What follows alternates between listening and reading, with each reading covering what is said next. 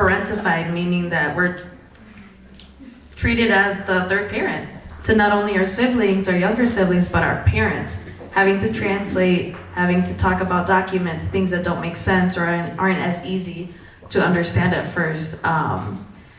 That's, yeah, like I said, a tough one. Having that conversation with siblings, how they feel one-on-one, having that conversation with your parents of what this feels like for you. Yeah. Well, I would just like to say, and I relate to your story because I'm the oldest of four. I'm the most responsible. I guess parentified child right there.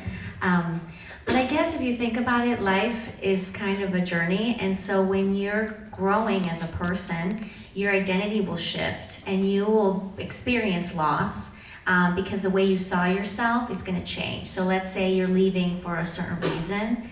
You feel guilty. You can process, okay, how do I carry this guilt? And you have to come to a place where, is this how you still want to relate to your family as an adult, right? Because when you were a child, you didn't have a choice, right? Maybe they just really needed the help and you were there and you were the oldest.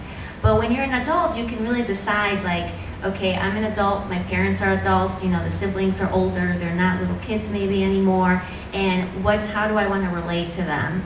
And I mean, you're also kind of a role model, right? So you're making change. And for example, for me, I'm an immigrant. I was undocumented for a long time.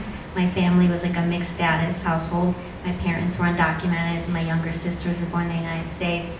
You carry a lot of responsibility, but I think part of, the process of becoming an American or being bicultural is like, you have to define that for yourself. The parents made sacrifice to come. Here we are. So what do we want to build out of that? And we have that opportunity. And that itself carries a lot of things. I mean, that's a lot of weight.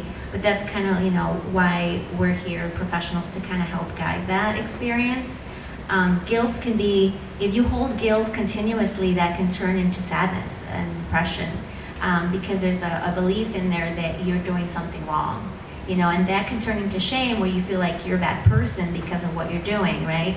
And so the self-understanding, cultivating that, and then being able to talk about that, and like Christian's saying too, with talking and open communication. I mean, it's not easy to do that when you're the one that's bringing that into your family system, especially if that's not how people relate. That's not how they connect. So again, that's part of the growth process, and growth can feel challenging. You're gonna feel it, but once you go through it, you can kind of see the results of that on the other side. I think it's